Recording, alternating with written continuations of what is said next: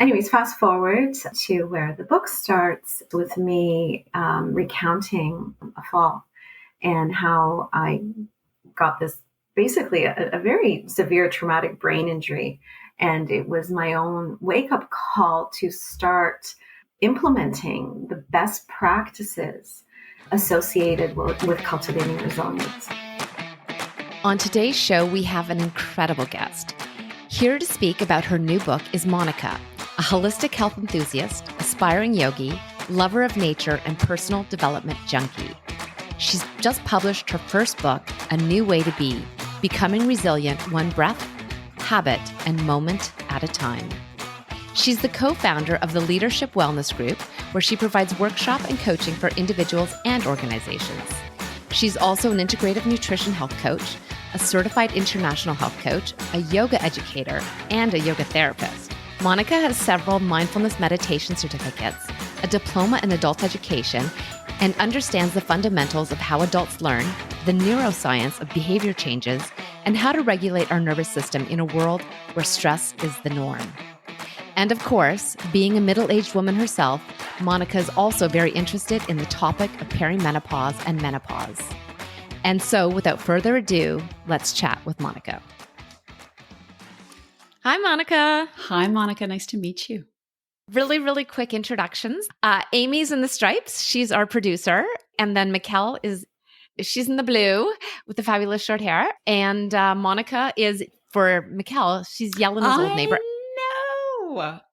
And I have to say, the Michelle Mikkel, like, you talking about divine orchestration, like, you just can't find that. Like, it's just so funny. So we can just jump right into the conversation if you're okay with that. Perfect. Okay. Monica, A New Way to Be starts out with your story about how this book came to be. And I think it's a really great place to start. Could you share your story for our listeners who haven't read the book yet?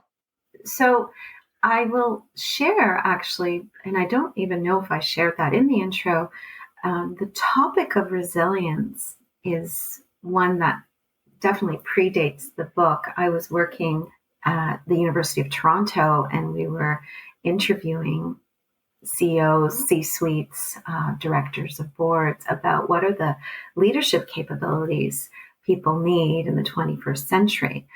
And resilience was almost always number one, and followed by humility, but that's another program.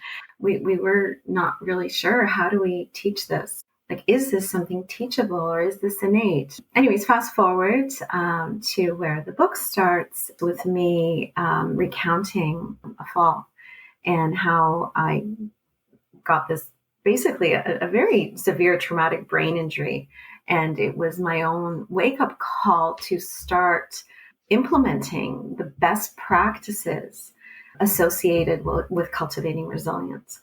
And it was really interesting because I always said that concussion was my biggest teacher, because anytime I, sort of veered off the path because life got too busy, it was almost like a dashboard light, indicator on the car would go off. And that was my pain.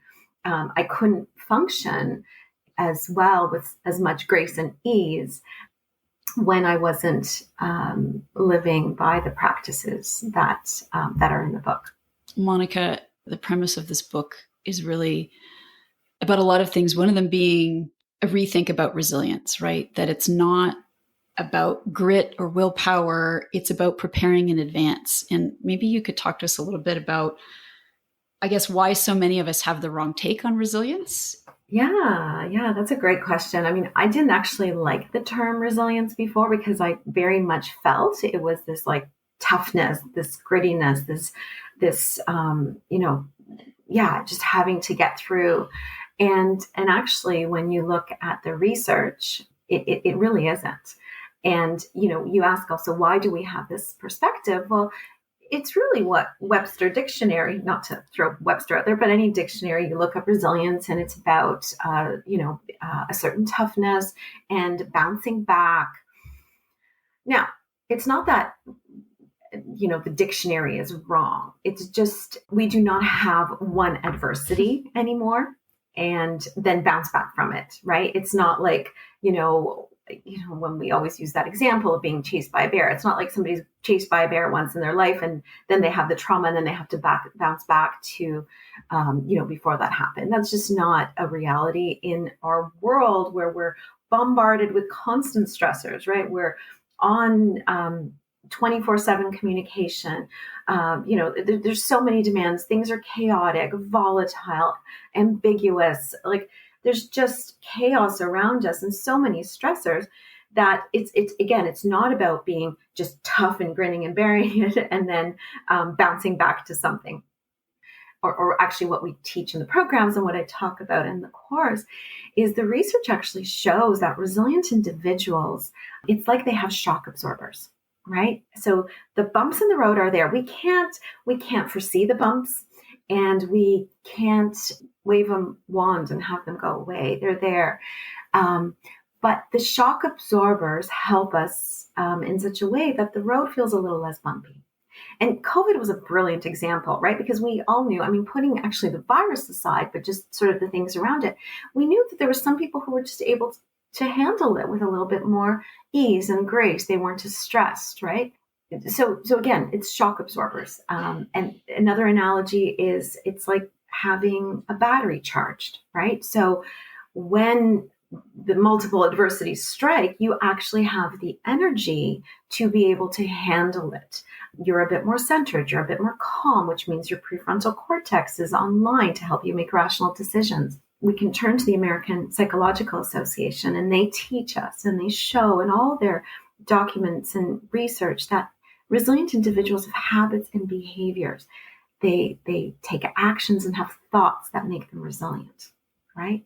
And so that's how, through habits, behaviors, thoughts, actions, we build those shock absorbers and we build we charge our battery, right? So the question then becomes, what are those habits, behaviors, thoughts, and actions, right? And that's what basically the book is about. You talk about the fact in your book that our brains are actually hardwired to protect us, but in fact, this evolutionary need really isn't that helpful most of the time. And maybe you could share a little bit about that before we delve into some of the practices that are so important for all of us. Our bodies are hardwired to be able to, let's say, survive that one adverse event, right? We talked about the bear chasing you, and then, then your central nervous system calming down, realizing you're safe. And then, maybe there's years before another event like that, or months. Whereas we are now constantly bombarded, constantly.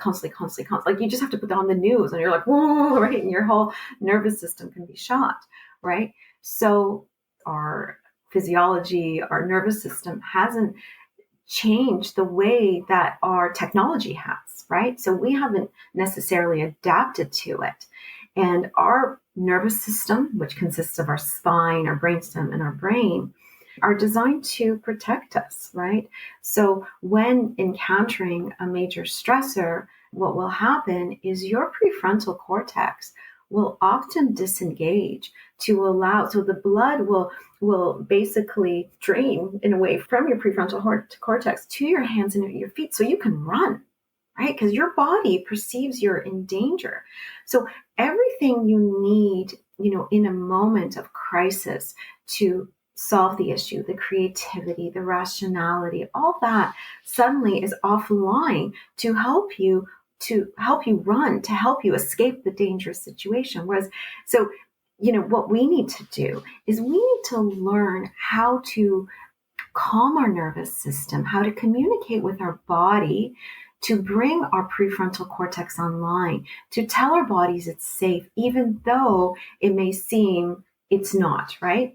So that's the fascinating work. And you can't think yourself out of stress. So you can't use your mind necessarily in that moment. What you then do is you actually use your body.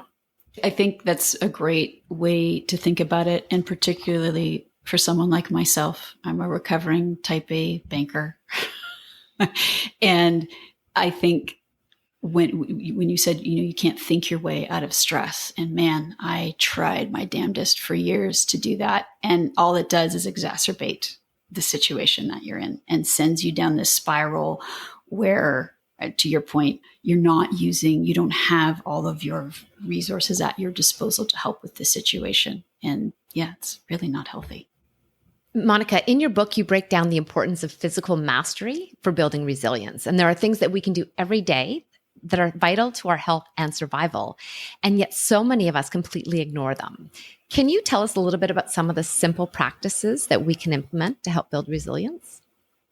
So this is really interesting, and it ties in with what Michaela was saying, right? We're so focused on our minds, right?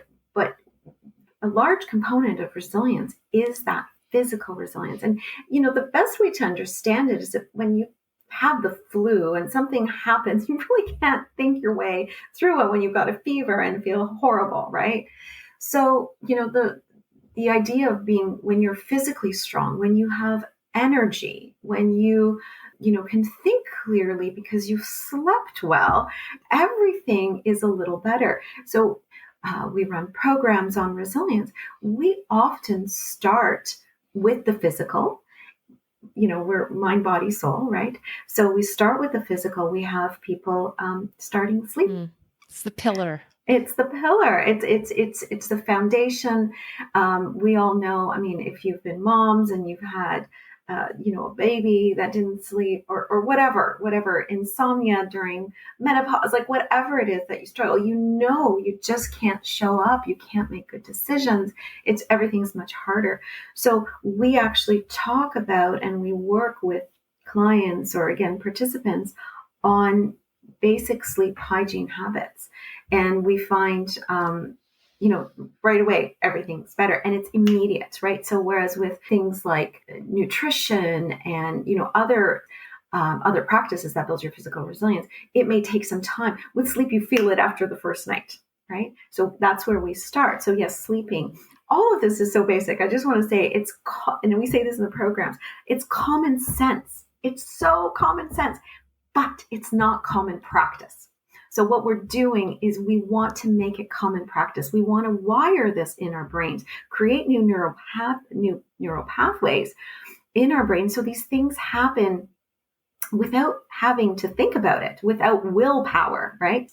And again, the sleeping, eating. If you eat junky food over time, your body will be junky, your thoughts will be junky, your organs will be junky. Like, you don't have the energy. We say in our programs, and I say it in the book, we are like power plants. We don't have energy. We generate energy, right? We have to generate the energy to be able to not just survive our days, but really thrive through it. We have to generate the energy so we don't have that 3 o'clock. We have to live a certain way so we don't have that 3 o'clock dip and have to reach for a coffee and a cookie, which is just going to throw off our adrenals and our glucose levels, right? So yes, sleeping, eating, moving, exercise, not just for exercise and to be toned, but to get oxygen in our brains, to have, the energy moving through, all the meridians of our body.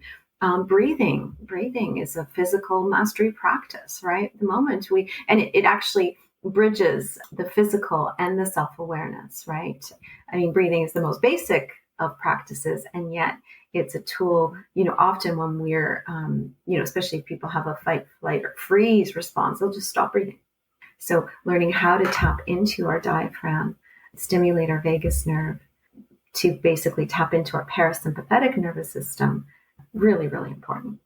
Well, it's interesting too, like, as you said, breathing is so basic. We do it without thought. Yeah. I've done a lot of breath work in the past 2 years, and I've learned how to regulate my energy. So if I need to get myself ramped up for a call or something, I can use my breath. If I need to calm myself, I can use my breath.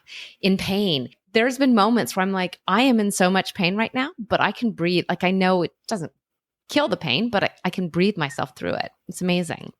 Yeah.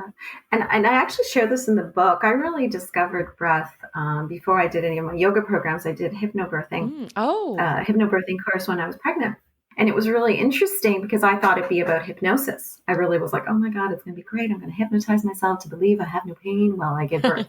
It wasn't about that. It wasn't that at all. It was really about using breath and really understanding how to use that breath to calm your nervous system so you don't seize your body. Imagine if you're contracting and then you're doing that, which is sending a signal that you are actually in danger, right? So you're actually doing the opposite. You're opening your body, you're calming your nervous system, you're constantly communicating with the body. I'm safe, I'm calm, I'm safe, I'm all is well. In your book, what I love about it, there's so many tips and tricks, and you've got actionable habits at the end of each chapter. It's amazing. One of the things you talk about are mini mindfulness triggers. Can you tell us a little bit about that so that we can help to implement some of these strategies? Yeah, I mean, mindfulness isn't just about doing a meditation practice in the morning. It is really about using, again, these triggers to constantly come to presence, right? So, for example, even today when I was logging on, there was a moment. I'm like, oh, there's a moment. This is a time to breathe. Before I come into my office, as you touch the handle on the door, taking a breath, setting an intention, as you wait for your water to boil, when you're making a tea, as you wait for your coffee, or as for me, when I'm waiting for my shower to warm up, there's a good minute there. Well, this is a great opportunity to engage in breathing. Now, the more you do it, so the idea is, what you practice grows stronger. So the more you do this throughout the day, the more you're building that neural pathway, the more you naturally do that. Using these triggers is just, again, a reminder to tune in, roll our shoulders back, right? So now, again, it's that nervous system. We're rolling our shoulders back. We're elongating the spine. The spine is the superhighway through which all our nerves communicate with our brain.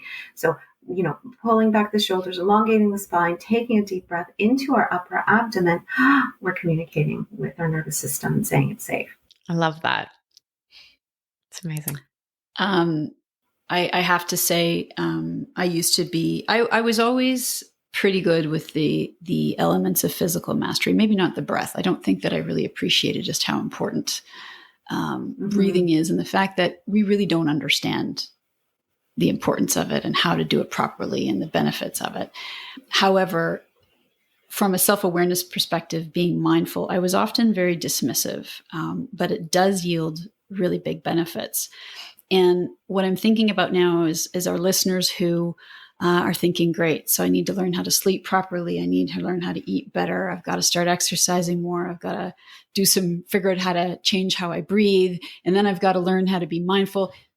I guess what I would ask you, Monica, is this can seem really overwhelming. I think you do a great job in the book of outlining how not only the fact that it doesn't have to be overwhelming and that it's about incremental changes over time that yield big benefits.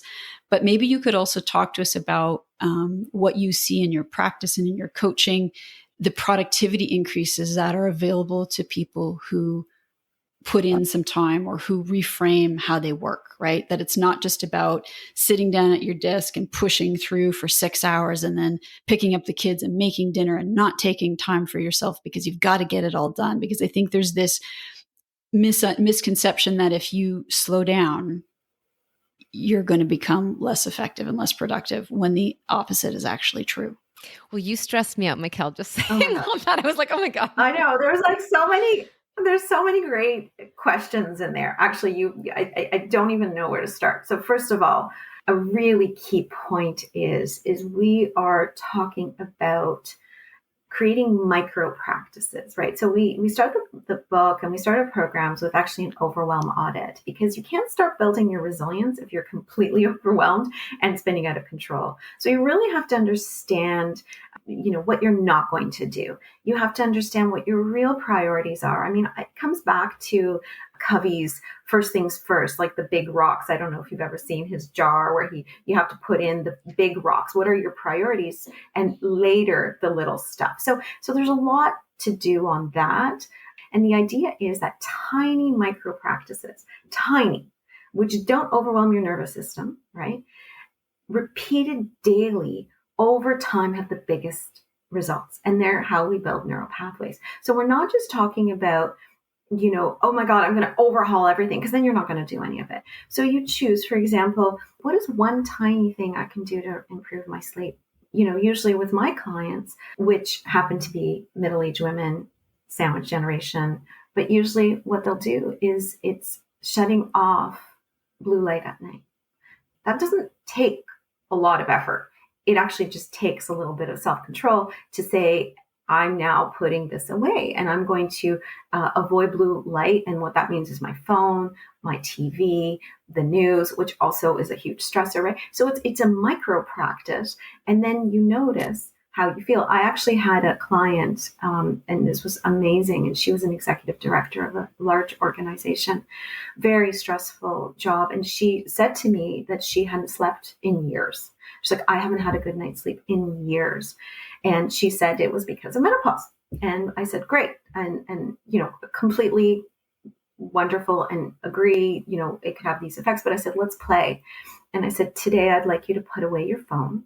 And instead, what I'd like you to do is do something you like. So that could be reading a book. It could be doing some yoga. So anyways, she did that, texted me in the morning and told me it was the first time in 5 years she had a really good night's sleep. Wow.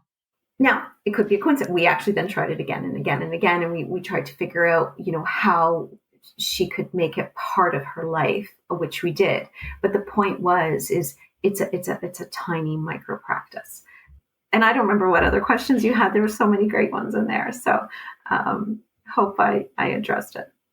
I think you did. And I think the point I was trying to make was the fact that a little bit of effort in terms of physical mastery and self-awareness practices yield big benefits. And they really are foundational. And it doesn't have to be an overwhelming overhaul. It can be these small, easy practices. And I have to say, after reading your book, I started waking up 15 minutes early. And as you recommended, I brush my teeth, I have a big glass of water, and then I stretch. And I can tell the difference between the days when I do that and the days that I don't. The other thing I want to thank you for is I've started journaling, writing down my gratitude in the evening. So thank you for those two things. They've made a big difference. And I just want to say, and this is, I think, really what I notice works best for is bookends, right? So for me, the morning practice, if I don't do my yoga and my breathing and my meditation first thing in the morning, even though I tell myself, of course I'll do it later, it doesn't happen because the day gets away from me because I'm busy, right? And then the evening, right? So those bookends, one sets you up for the day and the other one sets you up for that restorative deep sleep, which then and then it's a cycle and then it sets you up for the day when you sleep well. So if I were to say what's, the one thing you can do, it would be to start and stop, end your day with that intentionality. You mentioned intentionality. I'd like to touch on that a little bit. In the final section of your book, you talk about, and this really resonated for me, waking up, quote unquote, from being a good girl, quote unquote. And I'd love for you to tell us a little bit about that and talk about the importance of living with intention. Oh, that's so funny.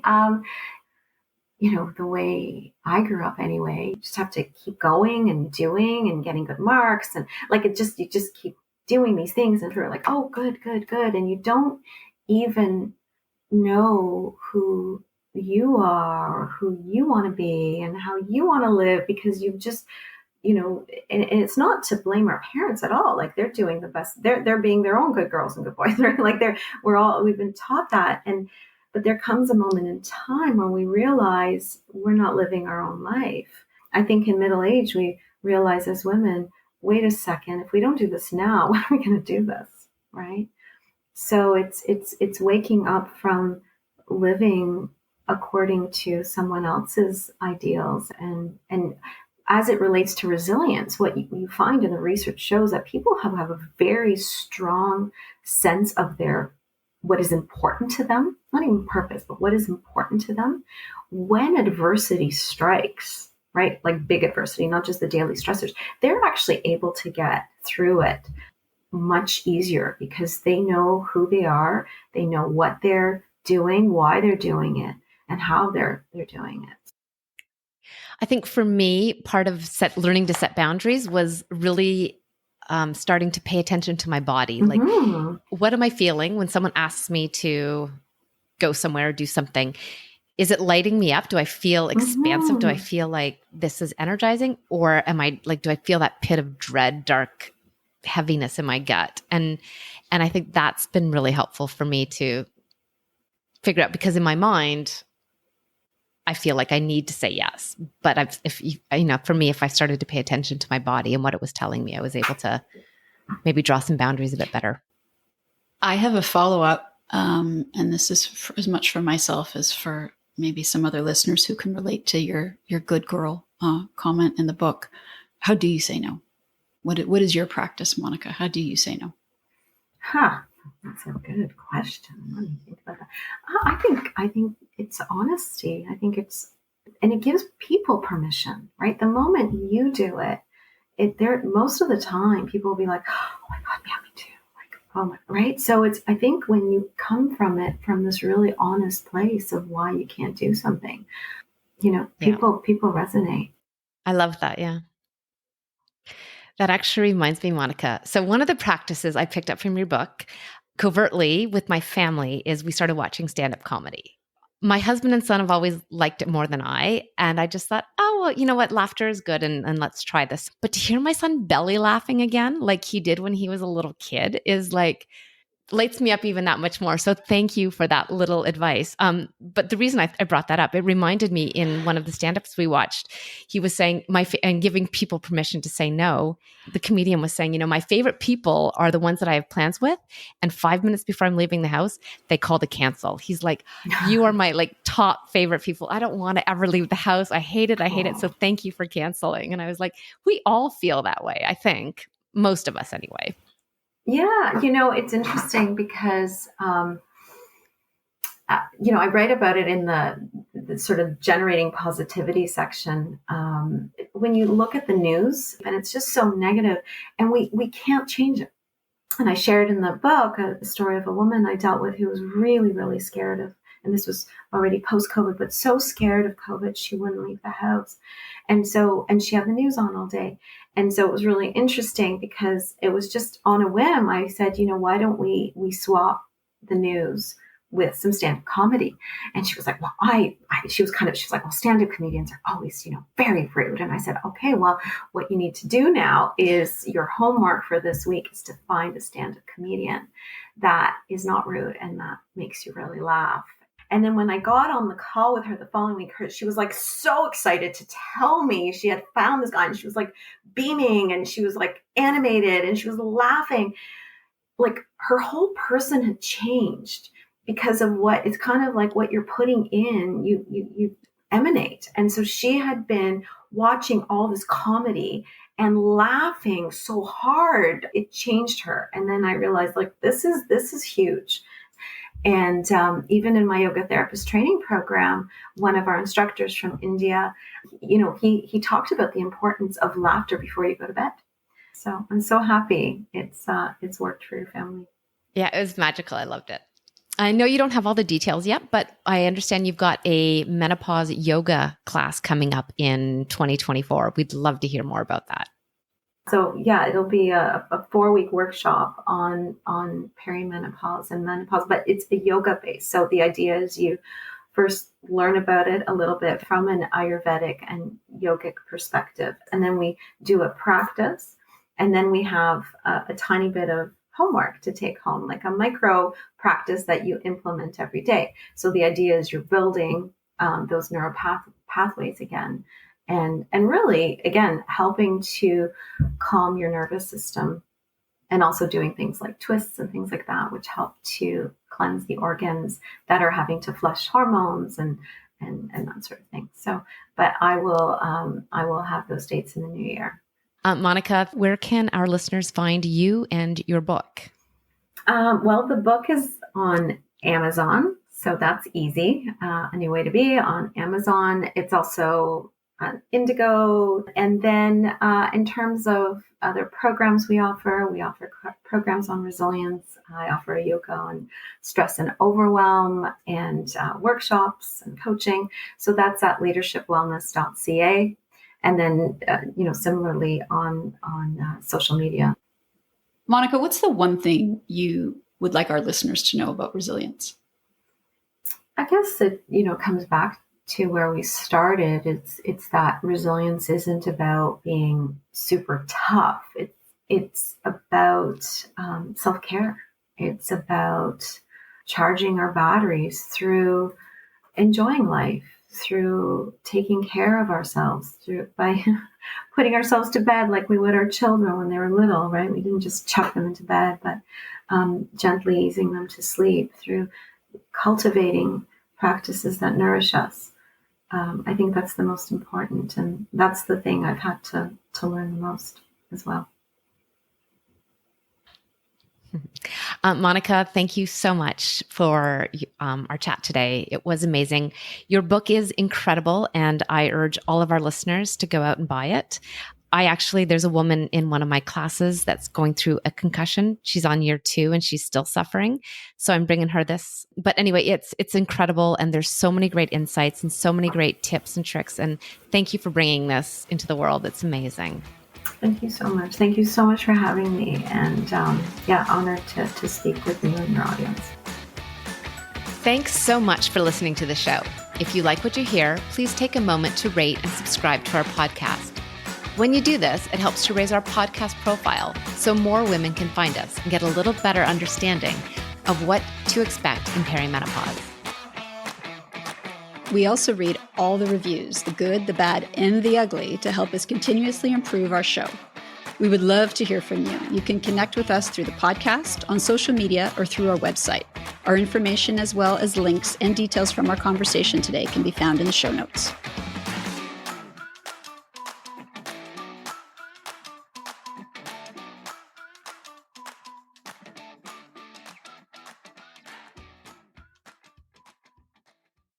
This podcast is for general information only. It's designed to educate, inspire, and support you on your personal journey through perimenopause. The information and opinions on this podcast are not intended to be a substitution for primary care, diagnosis, or treatment. The information on this podcast does not replace professional healthcare advice. The use of the information discussed is at the sole discretion of the listener. If you are suffering from symptoms or have questions, please consult a qualified healthcare practitioner.